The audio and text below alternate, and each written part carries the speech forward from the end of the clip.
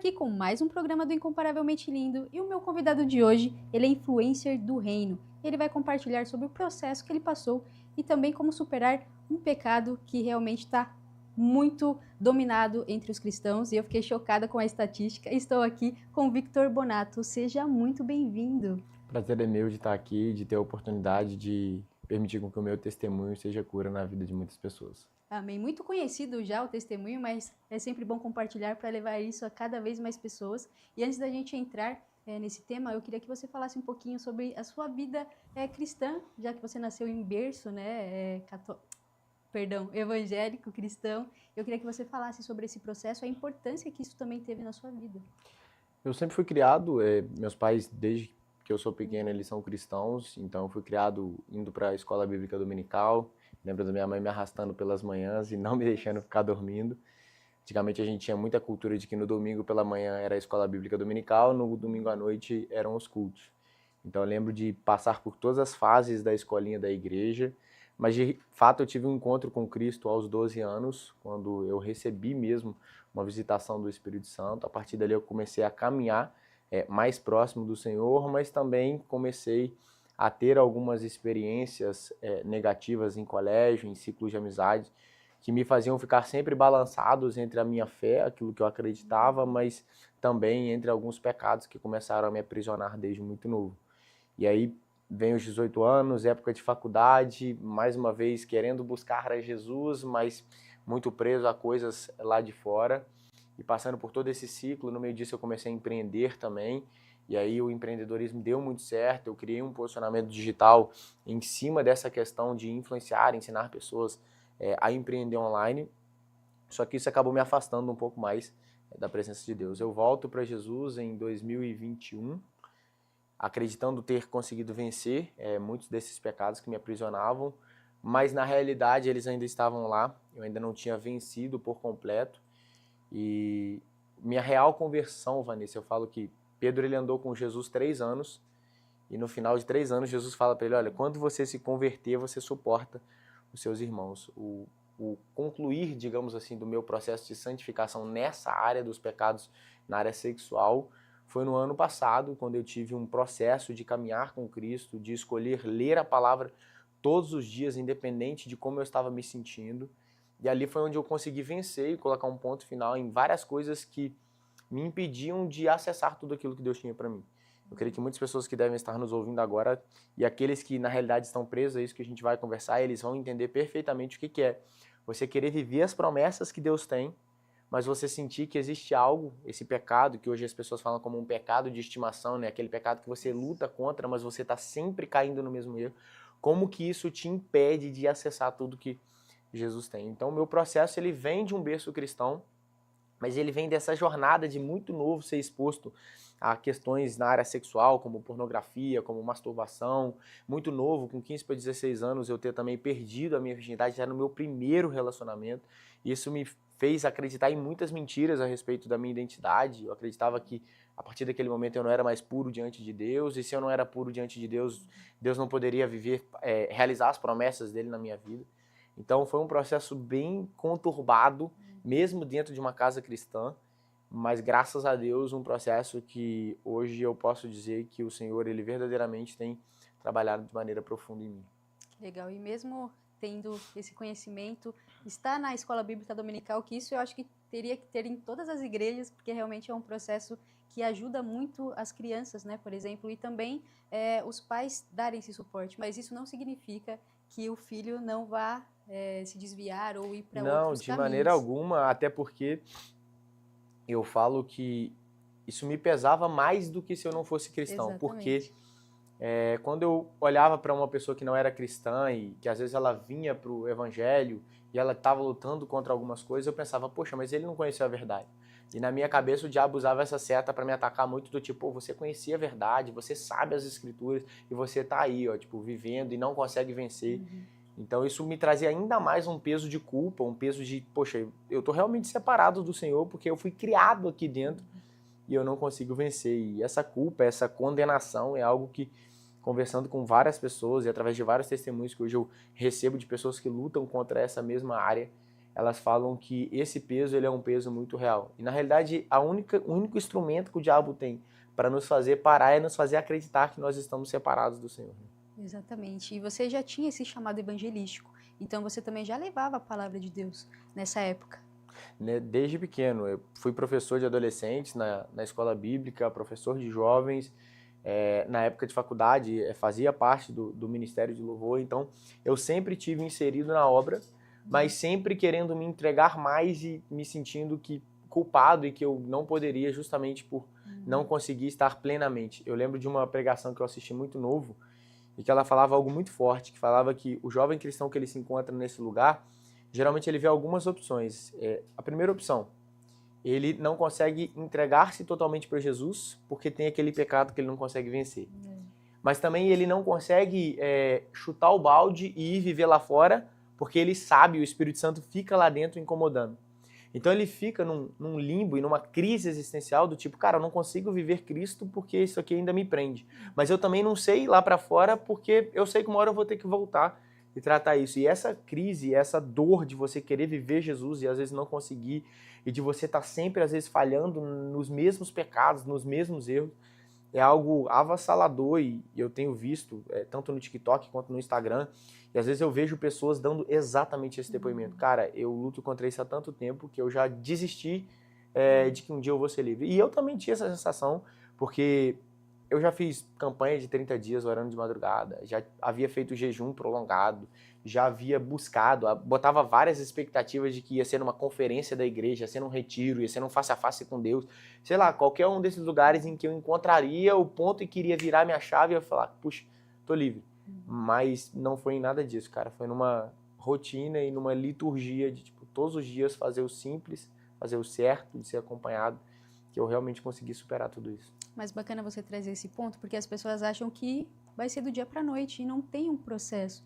Mas tudo vai depender de nós primeiro. Deus já quer libertar, Deus quer fazer, mas muitas vezes a gente fica batendo cabeça e girando em círculo e não consegue uma saída. É um processo muito individual. Eu conheço pessoas que literalmente foi num estalar de dedos, se converteu, largou tudo e conseguiu viver. E às vezes eu me comparava com essas pessoas também e falava, cara, se ele conseguiu largar tudo, eu não devo ser cristão. Sei lá, eu não conheço Jesus.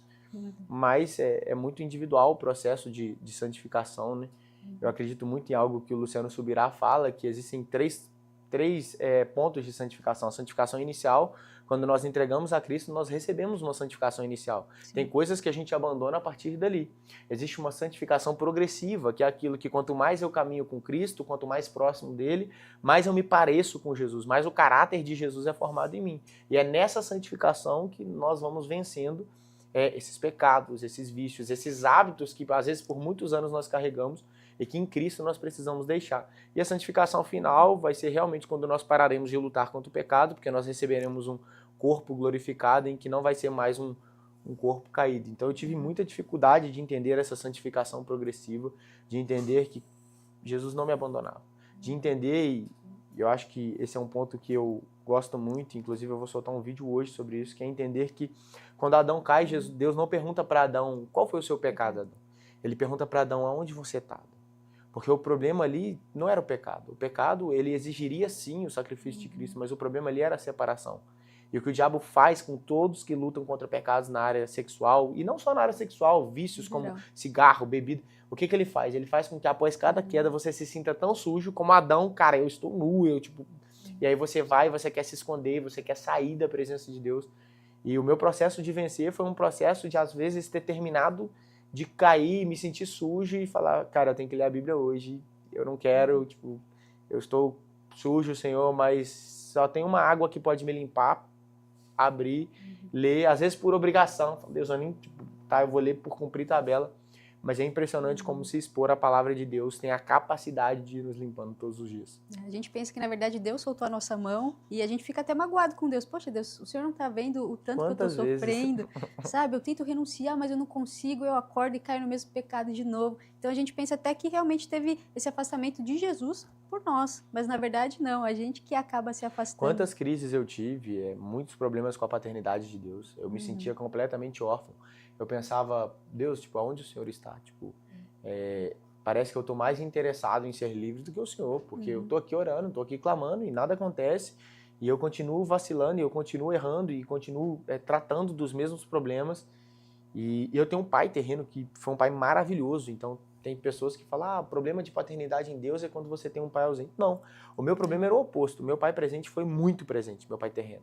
Então ele já fechou farmácia para ir me ver jogar bola, ele já se sacrificou. Então eu pensava assim, cara, o meu pai terreno viria aqui e me ajudaria e faria o que eu podia. Mas por que Deus não faz?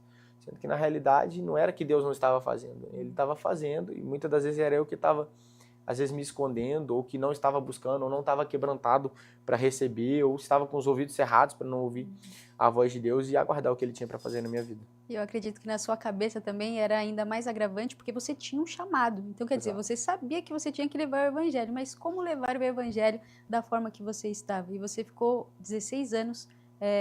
Exato, dos meus 12 aos meus 28 anos, eu lidei e lutei contra pecados na imoralidade sexual, pornografia, masturbação, fui exposto muito cedo a tudo isso.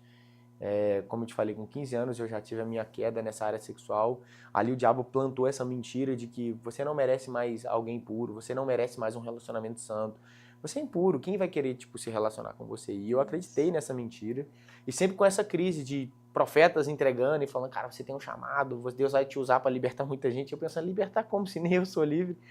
E foi quando em 2021, quando eu volto para Cristo e eu acreditava que eu estava firme e eu passei alguns meses realmente de pé, eu crio uma célula, para compartilhar e também para ter um ambiente de confissão.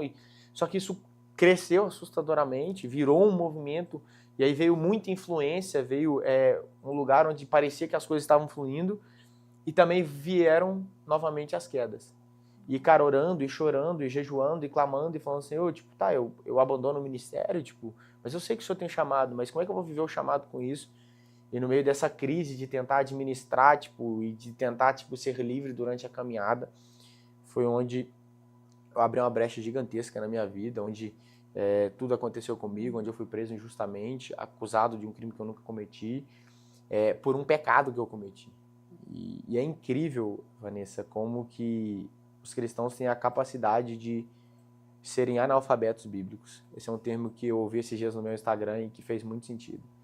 Porque depois que tudo aconteceu comigo, em final de 2023, eu tirei o ano de 2024 inteiro, onde eu sumi das minhas redes sociais e falei, cara, eu preciso desse tempo com o Senhor, porque não dá para viver o ministério com isso. Tem pessoas que acreditam que, poxa, você consegue, se você estiver sempre lutando contra o pecado. Não, cara, eu acredito num Cristo que verdadeiramente nos liberta. Mesmo com tudo isso, mesmo com tanto tempo, eu acreditava às vezes, poxa, eu nunca vou ser livre, mas no fim tinha aquela centelha de esperança ali de que, cara, existe liberdade em Jesus, ele não morreu para eu viver aprisionado. Então eu tirei 2024, vivi todo esse processo e hoje muitas das vezes o que eu ouço é, não, cara, você não pode mais pregar o evangelho. E aí eu fico me perguntando, cara, então Paulo não pode pregar o evangelho? Ninguém, né? Então Davi, o maior rei da história de Israel, depois do adultério com Batseba, deveria ter largado o trono, mas o que ele recebe de Deus é graça, é misericórdia. Óbvio que existe a consequência. Qual foi a consequência para Davi? O filho morreu. Qual foi a consequência para mim? Eu não cometi crime, eu cometi pecado, mas fui preso por uma brecha que eu dei pelo inimigo para poder tocar na minha vida. Mas daí é não poder voltar a ministrar. Poxa, se a gente não puder pregar porque a gente tem uma queda, ou tem um pecado, ou tem um espinho na carne, a gente pode cancelar todos os pregadores que estão nos altares, porque todos eles falham, todos eles têm quedas, todos eles têm um passado. E é uma das maiores dificuldades minhas hoje tem sido, olhar para essas pessoas e falar, cara, meu Deus, eu preciso, ter a graça que Cristo teve comigo, de olhar esses fariseus que estão sempre com as pedras nas mãos, prontos a apontar e só fazer o que Jesus está me mandando. Eu compartilhei esses dias que antes eu era amado por muita gente, tinha muitos relacionamentos, tinha muitas conexões, tinha muitas portas abertas. Então na terra eu tinha um posicionamento maravilhoso. Mas se eu chegasse diante do Senhor, Ele ia falar, cara, você curou no meu nome, você expulsou no meu nome, mas eu não te conheço. Agora eu tenho o inverso, talvez uma reputação destruída na terra, talvez um nome já não tão querido, talvez portas humanas que estejam fechadas. Mas hoje, se eu me reter à glória, eu posso ter o privilégio de saber que Jesus vai falar, cara, servo bom e fiel, vem cá, eu te conheço, eu tenho um relacionamento com você. Isso tem me ensinado muito. Nossa, é que a gente, às vezes, precisa, né, de uma aprovação das pessoas aqui na Terra. Isso é muito triste quando as pessoas dependem só disso e esquecem que Deus já fez tudo por nós. Então, acredito que essa fase que você passou também, esse processo, te ajudou muito até para você ser liberto.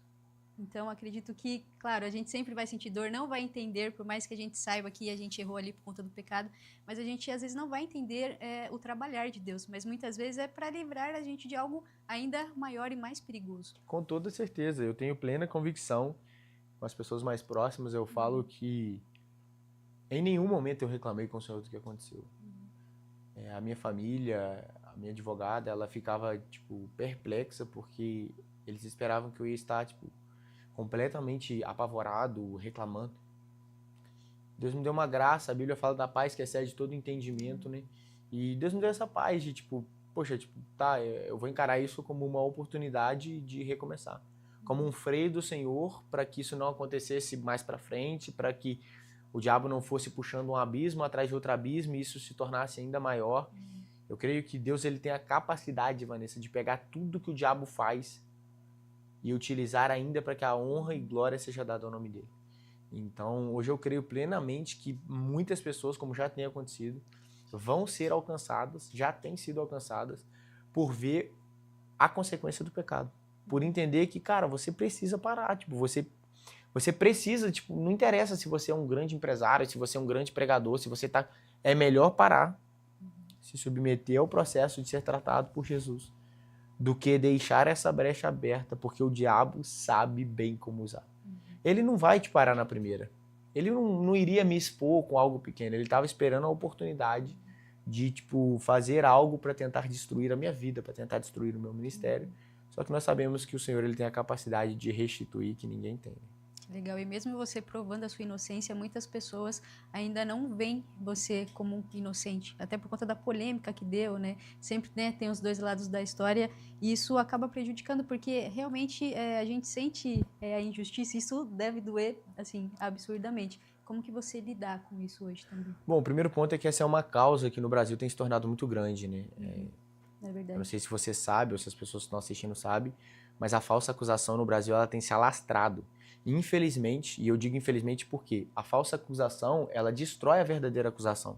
Porque quanto mais mulheres usam a falsa acusação de um crime hediondo, como é um abuso, como é um estupro, quanto mais as mulheres usam isso como uma ferramenta de vingança, eu vi homens que estavam lá porque eles tinham traído a mulher, algo totalmente condenável, pecado para nós cristãos, no mundo já algo que está sendo normalizado, mas eu vi homens que por ter traído a mulher falou, olha, eu vou acabar com a sua vida, e eu vou botar um BO de estupro, vou falar que você estuprou a nossa filha de 3 anos. E o cara estava preso.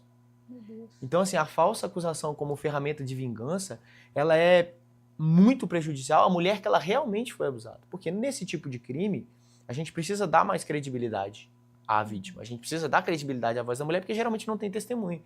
Só que isso tem se tornado uma ferramenta de vingança, uma ferramenta de destruição, uma ferramenta de chantagem. Então é algo que tem prejudicado as próprias mulheres. Agora, falando dos homens. Cara, hoje, um homem, ele é preso sem ser ouvido. Acabou de viralizar um vídeo que eu tava vendo no TikTok do rapaz que ele tava na academia, a mulher pediu para revezar o aparelho com ele, do nada ela começou a gritar que tinha sido abusada e o cara foi preso. As pessoas da academia têm 17 testemunhas a favor dele e ele ainda assim está preso. Meu Deus. Nesse momento que eu tô dando a entrevista. Então, assim, o homem, ele é preso sem ser ouvido. Eu fui preso sem ser ouvido, sem ser interrogado, sem ser questionado, sem nenhuma prova contra mim, apenas com a palavra de 3 pessoas que se juntaram para realmente acabar com a minha vida. Então, isso é algo que é muito sério. A mídia veiculou do jeito que quis.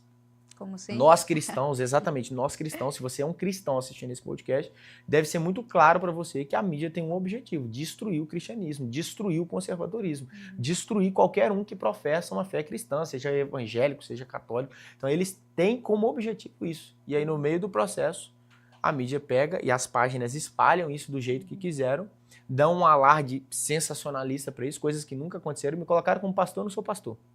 Colocaram que eram 3 fiéis, eu não tinha igreja. Era um movimento, as pessoas iam se queriam ir, não tinha membresia. Falaram que eu era um líder que enriquecia com o movimento. A gente nunca pediu oferta e dízimo. Pelo contrário, os líderes do movimento, a gente tirava dinheiro do bolso para financiar o movimento, porque precisava comprar algumas coisas para as coisas acontecerem. Sim. Então a gente nunca enriqueceu, nunca teve ganho nenhum, pelo contrário, eu dediquei 2 anos da minha vida lá, onde os meus projetos pessoais eles ficaram por muito tempo parados para que aquilo lá pudesse estar acontecendo. E aí, quando sai a acusação, eu sou bombardeado em todas as redes que você imaginar. Mas e quando saiu a absolvição? Sabe, eles quebraram o segredo de justiça, eles têm acesso ao processo inteiro. Por que eles não postaram todas as provas que a minha defesa anexou? Por que eles não mostraram tudo que fez com que a promotoria, se você não entende um processo criminal, a promotoria é o órgão que acusa. Então ele tá lá para falar, olha, ele é culpado, ele tem que pagar por 10 anos. Cara, a promotoria olhou as provas e tamanho era o absurdo, eu apresentei tudo, que a promotoria falou, não, a gente quer que ele seja absolvido, porque não tem lógica essa acusação. O juiz me absolveu de forma muito clara. Então, só que isso não foi divulgado, né? Só é divulgado para acusar. Agora, a retratação da minha imagem. Algumas páginas postaram, mas é aquele postar, tipo, fulano foi absolvido, como se desse a impressão de escapou. Não é o, poxa, ele mostrou, a gente tem aqui, vamos jogar as provas do jeito que jogamos para queimar ele, coisas que eram totalmente distorcidas. Então, é muito difícil porque até hoje eu pergunto ao Senhor, Deus, sempre vai existir esse ponto aí no meu ministério. Sabe, sempre vai existir, tipo, uma pessoa que ela vai acreditar que eu fiz algo que eu não fiz. Como lidar com isso? E esses dias a minha mãe, que é uma grande vantagem, ter uma mãe que é uma mulher de Deus, ela falou, Vitor, quem sabe esse não era o espinho na carne de Paulo? Quem sabe sempre quando Paulo não estava pregando, não tinha um que se levantava e falava, mas você não era o assassino dos cristãos? Então, eu já fui alguém que dependia muito de aprovação, muito, de querer estar em rodinhas, de querer ser imerso. O ser humano tem essa necessidade, a gente gosta de ser, tipo, bem ambientado. Mas até nisso Deus tem trabalhado, cara. Hoje eu tenho buscado entender que só preciso de um que me aprove, o Senhor. Eu tenho a minha igreja que me abraçou durante o processo, o meu pastor, o meu bispo que comprou a minha briga no meio do caos, um homem que não me conhecia, que não sabia quem eu era, sabe? Tipo, um homem que olhou a história de fora, me mandou mensagem e falou, olha, eu sei o que vai acontecer com você. Eu sei que muitas das vezes até a igreja vai te abandonar. Eu sei que vão te colocar para fora porque você perdeu a sua utilidade. Mas para Cristo você não importa por ser útil. Você importa porque você é filho. Então eu fui abraçado, tem esse vídeo no meu Instagram, as pessoas de vez em quando olham e ficam de cara, porque eu fui recebido por uma comunidade que olhou e falou, cara, tipo, você pecou, eu peco, todos nós pecamos. Se a gente for tirar você por causa do pecado, a gente tem todo mundo embora da igreja. Não, o evangelho acaba, né? Porque ninguém mais vai poder pregar, ninguém vai poder mais falar em nome de Jesus, porque não faz sentido. E até você provar sua inocência, você teve que ficar num lugar que realmente não era o seu lugar, olha só. Exato. Então, como você falou, né, das provas, você não pôde se defender ali. Então, você estava no Eu fui ser ouvido, Vanessa, tinha acho que 48 dias que eu estava preso, pra você ter ideia. Eu fui ser ouvido com 48 dias. Isso é muita coisa. É muita coisa. O processo no Brasil com relação a isso, ele é bem complexo. Porque eu entendo que, como eu falei, a palavra tem que ter valor, a palavra das vítimas, porque tem vítimas que só tem a palavra. Sim. Mas, cara, precisa ser investigado antes de você colocar alguém atrás das grades, cara. Você precisa pelo menos recolher o celular. O meu celular foi o que me salvou. O que me salvou foi que eu tinha todas as conversas no meu celular desde 2014. Eu não apago nada.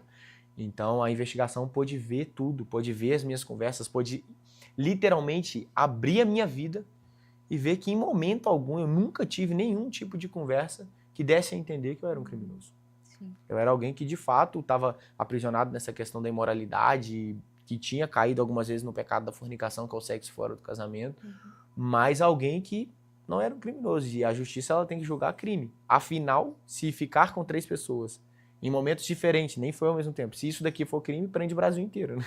É verdade. Ainda mais o pessoal que vive no mundo que acha que isso é totalmente normal. Totalmente normal. Mas Num aí, carnaval as pessoas ficam com muito mais do que isso. Carnaval, balada na noite, então é uma coisa recorrente.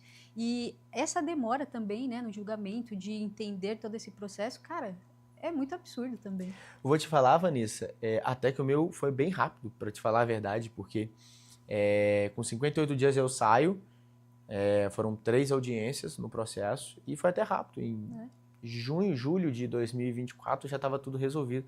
Cara, processo criminal no Brasil chega a levar 5 anos, 10 anos. Exato. Tinha pessoas lá dentro que estavam com o processo sendo arrastado há mais de 10 anos. Então, Deus em tudo foi gracioso. Eu falo que eu experimentei algo, óbvio, tá? Não tem comparação a minha história com a de José. José foi preso não tendo cometido nenhum crime, nenhum pecado. Eu fui preso tendo cometido um pecado, não um crime. Só que eu fui agraciado pelo Senhor como José foi.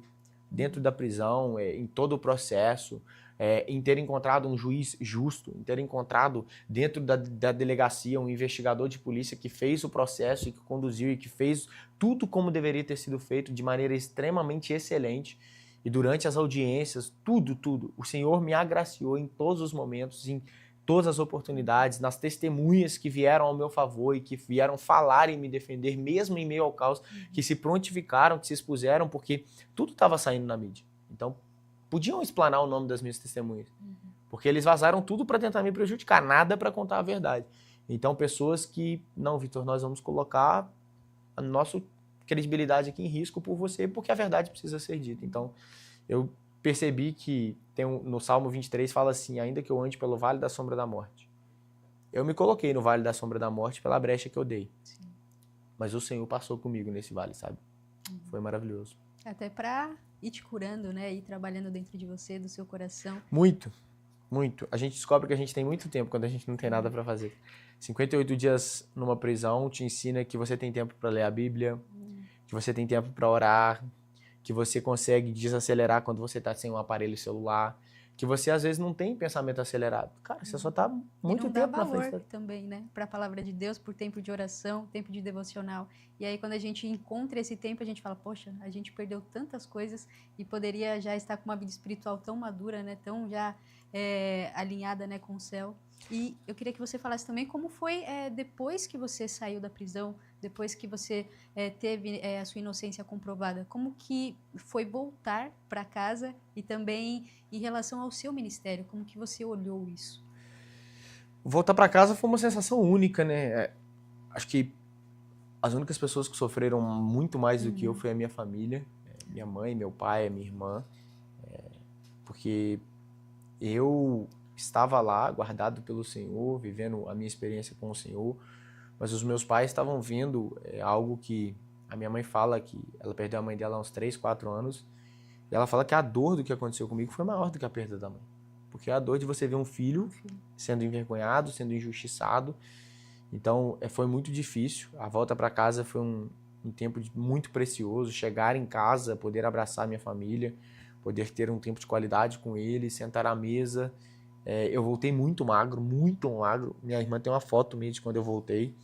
Então, é assustador, assim, mas foi muito precioso. E foi o início de uma jornada bem mais difícil do que os 58 dias.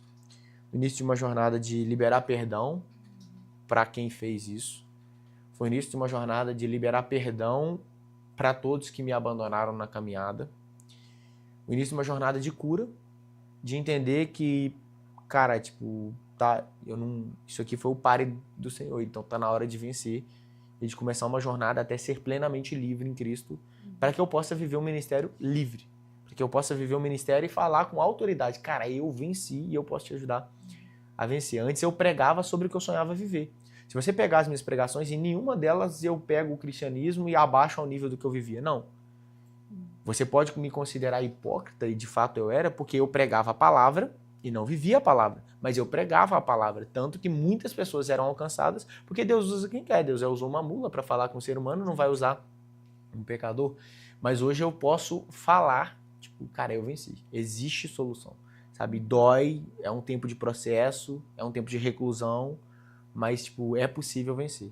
E com relação ao meu ministério, eu tenho literalmente deixado, tipo assim, nas mãos do Senhor, nas mãos dos meus pastores, no momento em que eles acharem oportuno que eu volte a pregar, que eu volte a ministrar, que eu estou preparado para isso, ou que Deus der a direção para eles, eu vou reativar. Não tenho pressa, sei que Deus está trabalhando nos bastidores e, cara, isso é incrível, incrível o que Deus faz nos bastidores. A gente vê o palco das pessoas e o bastidor é muito massa, cara, porque eu tive no palco e eu vou te falar, é muito mais gostoso estar nos bastidores.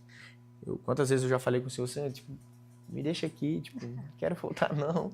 Instagram dá muito trabalho, stories, caixinha, pregar, tipo, é tão mais gostoso você estar ali com Jesus, tipo, no seu quarto, buscando pra você não busca pra ninguém, você busca pra você, cara. Quando você é ministro, quando você é um pregador, quando você é um pastor, você tem que buscar para todos, né? Você tem que buscar o seu, que é o seu sacerdócio a Deus, você tem que buscar o ministério, que é você, tipo, profetizar e pregar para as pessoas. Então, tem sido um tempo de muito aprendizado. Ontem mesmo, a gente está com uma célula aqui em Alphaville, da nossa igreja, que ela é de São Paulo, e eu recebi do Senhor uma palavra para compartilhar na célula a respeito de Jesus, cara.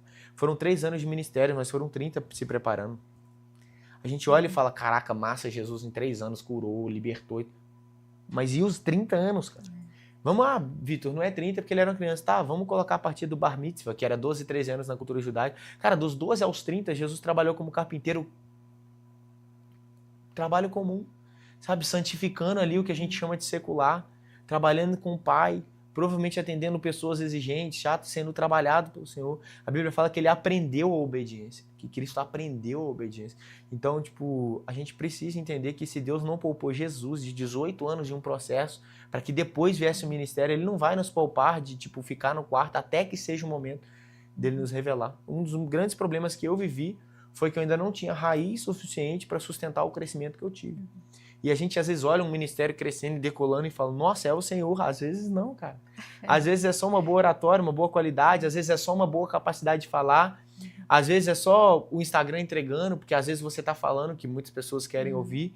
E às vezes o crescimento, pelo contrário, não é o Senhor, porque às vezes o crescimento está te levando para mais longe quando Deus ainda não te solidificou o suficiente para que você cresça com raiz e estrutura. Então, é algo que eu tenho aprendido pouco a pouco, desacelerado um pouco, para deixar Deus trabalhar. Ah, que legal. Até porque, né, isso que você falou também é bacana. Porque às vezes está dando certo, a gente já acha, não, Jesus está aqui e tal. Mesmo a gente sabendo que a gente está um pouco errado ali em algumas atitudes. Mas realmente Deus usa as pessoas e com certeza você tem muitos testemunhos aí que você colheu durante essa trajetória, né, de levar o evangelho. E agora é só esperar em Deus para ver o que Ele tem preparado para a sua vida. Mas eu já vejo muito também que você fala com bastante jovens exatamente sobre essa área que você... né, teve esse processo. Queria que você falasse um pouquinho sobre isso, porque você trouxe uma estatística, né, como eu falei aqui no começo, que assim é absurda. O tanto de cristãos, né, dentro da igreja que praticam, né, o sexo antes do casamento, a pornografia. Eu queria que você também destacasse um pouco. Eu fiz uma pesquisa a respeito disso, porque eu sei que o meu chamado é nessa área. Inclusive, sempre que a gente tem um chamado numa área, é nessa área que o diabo vai tentar nos derrubar para nos descredibilizar.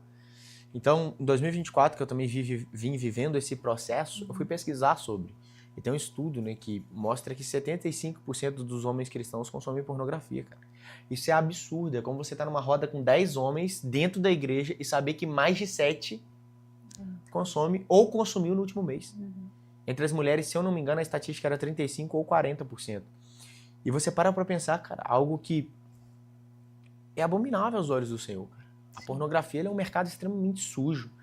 Não só pela área espiritual. Tá? Se você for analisar cientificamente, eu fui estudar sobre e você aprende que a pornografia ela remodela o seu cérebro para querer a recompensa imediata. Então eu busquei entender por que eu me sentia preguiçoso, desmotivado, parecia que estava sempre procrastinando, parecia que não conseguia levar para frente os meus projetos. E tem vários estudos que dizem que a pornografia, ela é o quê? Você quer algo, você vai lá e consome. Então você aprende que se eu quero, eu tenho. Então você perde aquele negócio, poxa, eu vou construir algo de longo prazo. Eu vou fazer muito esforço e daqui a 1, 2, 3 anos eu vou ser recompensado. Não, você aprende que a recompensa ela é imediata. Então tudo que não é imediato passa a perder o valor, passa a perder o interesse. Você literalmente é remodelado. E aí quando eu fui entender isso, eu falei, cara, tá, tipo, e agora, Jesus? Tipo, beleza, como que eu faço para consertar isso? Porque são 16 anos. E a gente está preso há 1, 2, 3 anos. Não só na pornografia, a masturbação. Também tem inúmeros prejuízos a uma relação sexual pós-casamento. Quando você se casa ali, o quanto que você vai ter de comparação, o tanto de problema que pode trazer. E pesquisando, tem um livro muito bom que eu indico para qualquer cristão que estiver lutando contra qualquer coisa, na realidade, que chama Ative o Seu Cérebro, da doutora Caroline Leaf. E ele fala do poder que nós temos de remodular a nossa mente. Até 90, a ciência acreditava que o nosso cérebro formou, acabou, é aquilo ali engessado. A partir de 90, se descobriu a neuroplasticidade. Ou seja, através das minhas palavras, das minhas declarações, dos meus pensamentos e dos meus comportamentos, eu consigo estabelecer novas conexões neurais e ir remodelando o meu cérebro.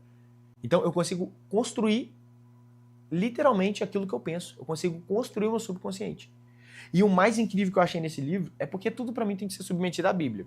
Sim. Ah, é ciência, tá, mas tá coerente com a Bíblia? E essa doutora, ela é cristã. Legal. Então ela vem e ela traz o paralelo entre a ciência e a Bíblia. E o que a gente aprende em Romanos capítulo 12, versículo 2? Não vos conformeis com esse mundo, mas transformai-vos pela renovação do vosso entendimento. O que é a renovação do vosso entendimento? A renovação do modo de pensar. O que eu faço para remodelar a minha mente? Eu declaro a palavra. Por que é tão poderoso declarar a Bíblia?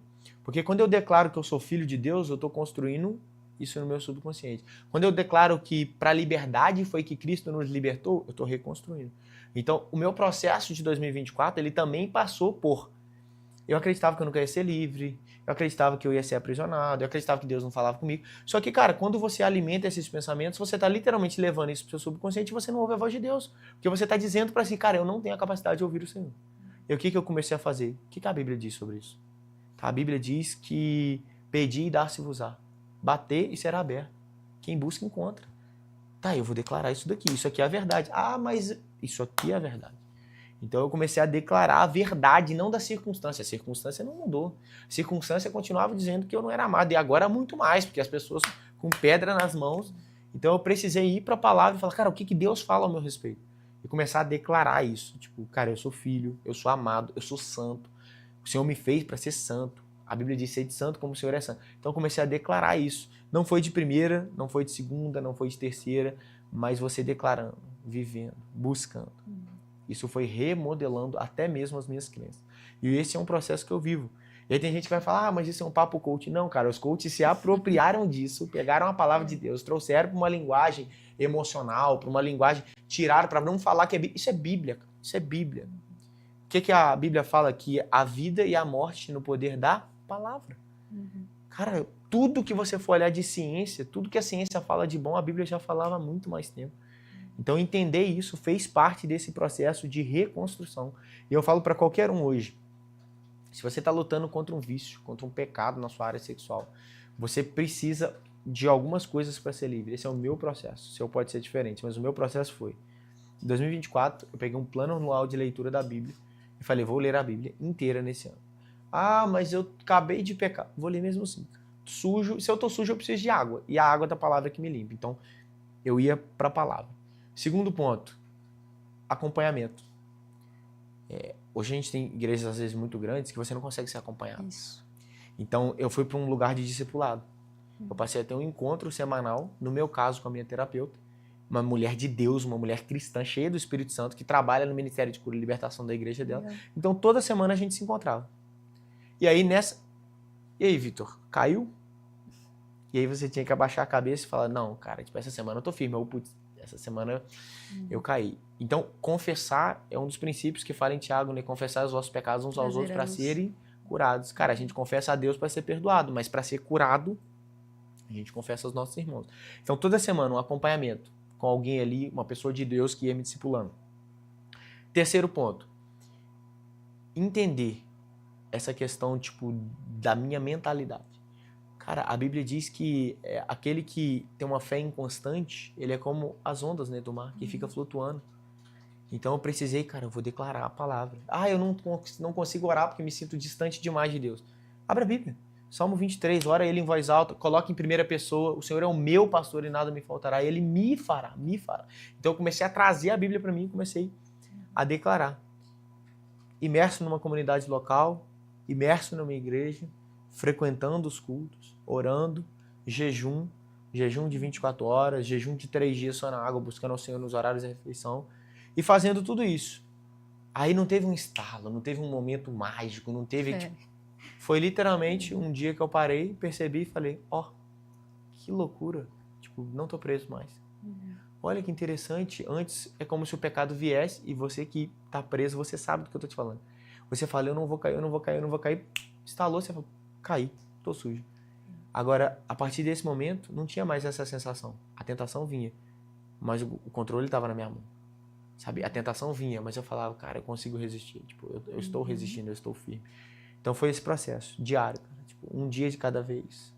Confessando, sendo discipulado, sendo pastoreado, me submetendo à autoridade do meu pastor, de conversar, de colocar o coração na mesa.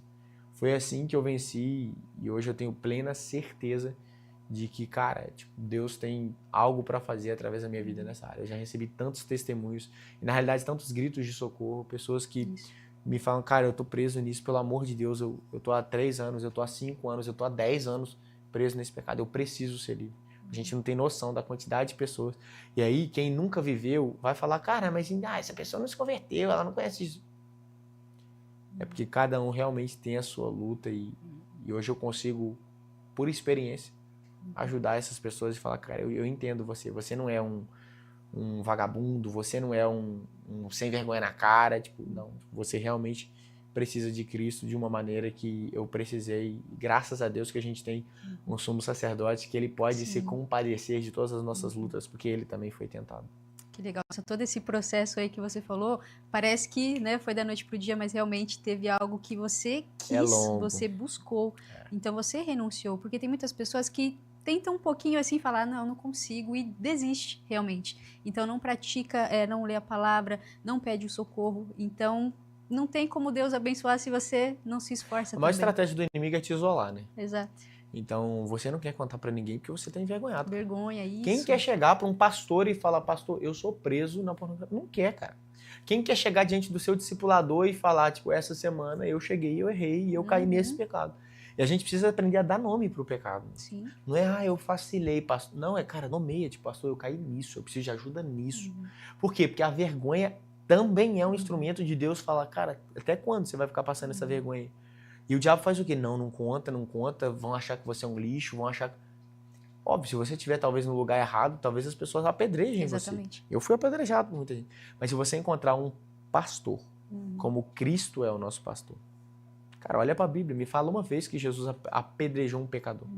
Me fala uma vez que Jesus virou para alguém que chegou para ele, reconheceu que era imundo, e ele falou, você é imundo, sai daqui. Pelo contrário, a raiva dele era com outros, né? A raiva dele era com aqueles que eu sou perfeito demais, eu oro 3 vezes ao dia, eu leio a Torá, eu dou o meu dízimo, eu dou as minhas ofertas. A raiva de Jesus nunca foi com o pecador. A ira de Jesus foi com os religiosos. Foi para esses que ele falou, hipócritas. Vocês colocam um peso sobre eles que nem vocês conseguem carregar. Então eu falo para todo mundo, cara, Jesus não tá com raiva de você, cara. Na realidade ele veio para você, a Bíblia fala, ele veio não para os que estão sãos, mas para os que são pecadores. E na realidade o são aqui não existe. Cristo fala, eu não vim para os que estão sãos. Não existe são. Mas na realidade o são aqui é aqueles que se acham sãos, né? Aqueles que se acham perfeitos, eles não precisam de Cristo. Mas é aquele como o publicano que fala assim, eu sou miserável, eu sou sujo, eu sou pecador, eu preciso, sem o Senhor, eu já ruí há muito tempo. E tem aquelas pessoas que elas estão em pecado, mas vê que o coleguinha cometeu um pecado e é a primeira a apontar o dedo também. E tem uma coisa, Vanessa, que o diabo ele sabe onde te magoa. Porque eu pregava muito sobre santidade, eu pregava muito sobre ser um homem de Deus, porque eu sonhava também com isso, mas eu nunca peguei em pedra para atirar. Eu lembro de alguns amigos que eles caíram e estavam envergonhados, e eles chegavam e eu falava, mano, fica aqui, mano, aqui é o seu lugar, tipo, fica com a gente, anda com a gente, cara, eu sei o processo que é isso, porque eu também lutava. Sim. Então eu estendi graça para muita gente, que quando foi a minha vez de receber graça, eu não recebi. O diabo sabe onde te machuca, ele sabe onde tocar nas suas feridas, ele sabe onde apertar e onde vai doer, porque estender graça para todos. Eu falei, cara, quando aconteceu comigo, eu falei, cara, vou receber graça, cadê a graça que eu dei? E aí, nosso modelo é voltar para Jesus, cara. Ele deu graça para todos e foi crucificado. Então, quem sou eu para querer graça de alguém? Quem sou eu para querer perdão de alguém? Sabe, as pessoas olham na internet e me xingam de todos os nomes que você imaginar, cristãos. Mas, ou não, né? Mas, cara, fizeram isso com Jesus, sabe? Verdade. Eu olho para essa galera e falo, poxa, Cristo me perdoou, cara. Cristo perdoou esse cara. Como é que ele não consegue estender graça? Mas se eu, que sou pecador, fico irado, tipo, e desse jeito, falo, cara, esse cara devia abraçar, porque ele foi abraçado. E imagina o Filho de Deus. Imagina aquele que não tinha pecado, que veio, se humilhou, se entregou e ainda assim foi morto, crucificado e foi chamado de Beelzebul. Então, quando a gente olha para Cristo, tudo se torna mais fácil. O problema é a gente olhar para o homem, mas quando eu olho para Jesus, eu falo, cara, eu tô sendo humilhado, Jesus foi pior. Eu tô sendo maldito, Jesus foi pior. Então, tudo que eu vivo, Cristo suportou mais e suportou calado. Então, quem sou eu para ficar rebatendo? Exatamente. E até também desgasta, né? Não tem como. E eu acho assim, não entra na minha cabeça que os cristãos, eles não se ajudam, eles não se apoiam. Não todos, tá? Não tô generalizando. Sim. Mas a maioria das vezes, mas isso assim, em todas as áreas, né? Até mesmo numa competição de ministério. Pô, o ministério dele cresceu, o meu não. E tal. E não dá esse suporte, não dá essa ajuda. Então eu acredito que foi muito difícil, né? Porque você sempre deu graça. Né, e continua dando mesmo depois do processo que você passou. Isso também é incrível. E mesmo assim você vê que as pessoas ainda criticam, apontam Eu creio que o dedo. tempo de Deus para a igreja é esse, é um tempo da gente voltar à unidade. Cara. É entender que não existe a igreja A, B, C, é entender que quem dera que todo pastor que está lutando contra algo viesse a público e confessasse. E que nós soubéssemos abraçar cada um deles e falar, cara, você é um dos nossos melhores soldados, vem pra cá, vem ser curado, vem ser tratado, vem ser restaurado e volta pro ministério e volta com tudo, cara. Exato. Eu vi uma frase que fala que a igreja é o único lugar que mata os seus melhores soldados. É o único lugar onde se um pregador às vezes confessa um pecado de púlpito, ele é apedrejado, ele é escorraçado, aí as pessoas acham que ele não pode pregar. Que isso, cara? Na realidade ele é humano como todos nós. A gente tem que falar, ó, seguinte, vem cá, vamos orar, se arrependeu, se quebrantou, deixou, vai lá, cara, vai viver o que Deus tem pra você, porque agora você tem autoridade. O meu bispo uma vez ele falou comigo assim, Vitor, se Deus fez o que fez na sua vida, quando você estava debaixo de tanta maldição e sujeira, se ainda assim ele te usou como instrumento para alcançar outros, por misericórdia desse, o que Deus não pode fazer agora que você não fala sobre algo que você sonha em viver, mas que você vive? E a maioria das pessoas não vão pensar assim, mas tá tudo bem, entenda. Você viveu algo extraordinário sujo. Porque Deus ele é misericordioso e por graça e querer alcançar outros jovens, ele te usou. Mas agora ele não vai te usar. Ele tem relacionamento com você. Agora não é sobre você falar de algo que não vive, é sobre você transbordar de uma verdade que você viveu e experimentou. Então eu creio totalmente nisso. Eu creio em um tempo que Deus vai nos trazer essa unidade, essa união, essa comunhão. Onde se alguém vem a púlpito, eu falo, cara, vem cá, vamos abraçar, vamos orar por ele, vamos interceder pela família, vamos orar pelo ministério, para que Deus mande ele de volta para o altar com testemunho, com autoridade, para que ele possa, verdadeiramente falar de algo que agora ele vai viver e possa transformar vidas através disso. Que legal. O que eu acho que sinto falta assim nas igrejas é exatamente alguém para falar sobre isso abertamente, que parece que a igreja tem um preconceito de falar sobre sexo, e às vezes o pessoal que vem do mundo, para ele é normal viver a vida que ele Tem muita gente levava. na igreja que acha que é normal ter relação sexual fora do casamento. Exatamente, o pessoal que está dentro da igreja. Imagina recém-convertido que viveu isso a vida inteira. Então a igreja ter um lugar, uma pessoa que fala sobre isso abertamente, eu acredito que iria ajudar muitas pessoas também. Até para elas conseguirem confessar isso, porque como você falou, é vergonhoso, né? Não é todo mundo que tem essa coragem. Então se a igreja ela abraçasse de uma maneira melhor assim, acredito que até essa porcentagem, né, essa estatística mudaria também. Eu creio plenamente nisso. Eu creio que Deus está levantando esse tempo, levantando pastores, levantando homens de Deus que vão falar disso, que tem sido usado nesse ministério, desse jeito, para que a gente possa verdadeiramente abrir o coração para as pessoas e falar, olha, pode se expor, tem um lugar de cura para você aqui. Inclusive, você já trabalha aí nessa área, então, ó, é uma oportunidade. É o chamado que eu tenho, é o meu ministério, é para onde eu sei que Deus tem me levado. Abrir um lugar de as pessoas poderem confessar, poderem se abrir diante do Senhor, ter um ambiente seguro e, cara, poder ter alguém para caminhar junto e ter um direcionamento, cara, vamos por aqui, vamos debaixo dessa direção do Senhor e junto a gente vai vencer. E tudo que você passou vai ser em prol para o reino agora, exatamente para abençoar vidas, libertar pessoas, que isso realmente é muito importante. Se a pessoa não estiver liberta, não adianta, ela não consegue avançar em nenhuma área da vida. Então é importante a gente entender. É o que mais amarra. Quantos ministérios estão aí aguardando para serem ativados? Exatamente. Porque ainda existem pessoas presas. Muito bem, a gente está quase finalizando, mas antes eu queria que você falasse suas redes sociais, como as pessoas fazem para encontrar o Victor Bonato, e também se tiver algum projeto para compartilhar, fique à vontade, ou algum recadinho também. Bom, meu Instagram é Victor Bonato, _, o canal no YouTube, se eu não me engano, está do mesmo jeito, mas se você jogar lá você vai encontrar. Sim, eu tenho um projeto que ele ainda está em construção, é uma semente que Deus colocou no meu coração há muito tempo, que antes eu não tinha lançado, porque eu também sabia que eu não tinha essa autoridade, mas que em breve, quero que no máximo daqui a 1 ou 2 meses coloque no ar, que vai ser literalmente uma comunidade para você poder se abrir, uma comunidade para você poder ser curado, uma comunidade para você poder confessar, um ambiente seguro e até mesmo uma comunidade que não é um discipulado 1 a 1, mas um discipulado de andar junto com outras pessoas que estão lutando e que querem vencer o que você está lutando, que você também está lutando para vencer. Então, eu creio que é muito sobre isso. Se a gente anda com gente que está indo na mesma direção, que também está lutando, que está vencendo, e a gente coloca o coração na mesa, existe um ambiente de cura, né? Jesus, sempre que ele queria se relacionar com os discípulos, ele sentava à mesa. Hoje, às vezes, é complicado sentar à mesa com o Brasil inteiro, mas a gente tem uma mesa online, como esse podcast aqui. Então, vem aí, cara, se você luta contra qualquer tipo de vício, pecado, contra a imoralidade sexual, se você está preso nisso há muito tempo, saiba. Eu também, por alguns momentos, achei que ia morrer preso nisso, mas existe sim um caminho de liberdade em Cristo. E eu quero te convidar a permanecer acreditando, a permanecer lutando, a de todo o teu coração não se entregar e não se afastar do Senhor, para que você possa experimentar a liberdade que hoje eu experimento.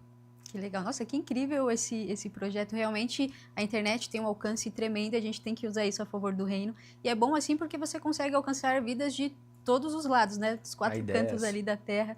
Então, muitas pessoas vão acabar chegando exatamente por não saber como lidar com isso. E como você falou, né? Você tem autoridade e autonomia para falar porque você passou por esse processo e venceu, né? O mais importante. Amém. Você já entregou muito aqui pra gente, mas antes da gente finalizar, agora é o momento também pregação, Vitor, porque, né? Prega muito, a gente tem que aproveitar aqui sua presença e deixar uma mensagem abençoada para os nossos telespectadores. O que eu posso deixar de Deus para o seu coração, o que Ele tem ministrado ao meu coração, que Cristo não precisa simplesmente usar você, e o propósito de Deus não é usar você, o propósito de Deus é se relacionar com você. Jesus não morreu para que você fosse usado por Ele, Jesus não morreu para que você fosse instrumento dele. Na realidade, Ele já fazia isso no Antigo Testamento, quando Ele pegava um profeta, pegava um rei, pegava um sacerdote, mas Cristo morreu para rasgar o véu, para que hoje você pudesse ter livre acesso. Eu sei que às vezes quando você está sujo, quando você está preso, você se sente completamente afastado do Senhor, mas cara, você não está. Tipo, Jesus é um Jesus que veio e Ele esteve no meio dos pecadores. Ele te ama. Eu não estou dizendo aqui que você pode ficar desse jeito. Eu estou dizendo aqui que existe uma graça, que ela não é só a graça para te perdoar após pecado, para te reconciliar. A graça também é a capacitação de Deus para você viver uma vida de santidade. Existe uma vida de santidade para você. Quando Cristo diz sobre você que você é filho, que você é santo, que você é puro, que você é escolhido, que você é sacerdócio real, é porque Ele sabe quem é você. Talvez a versão que você está vivendo hoje de si mesmo é só a distorção que o pecado causou na sua vida. É só o que Satanás tem te feito acreditar, mas eu te convido agora a não olhar para as circunstâncias e crer no absoluto que é a palavra de Deus. E a palavra de Deus diz que você é separado pelo Senhor para viver uma vida de santidade. Existe essa vida. Cara, acredite. 16 anos preso.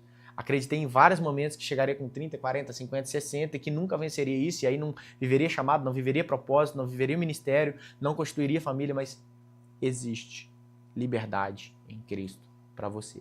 Não desista. Não abandona. Não para. A graça, ela é suficiente para te capacitar e lembra que o poder de Deus se aperfeiçoa na sua fraqueza.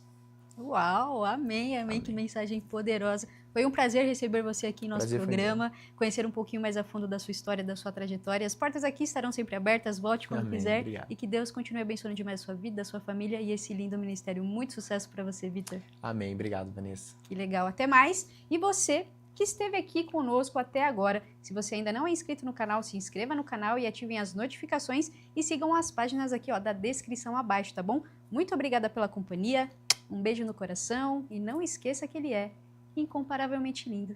Tchau, tchau!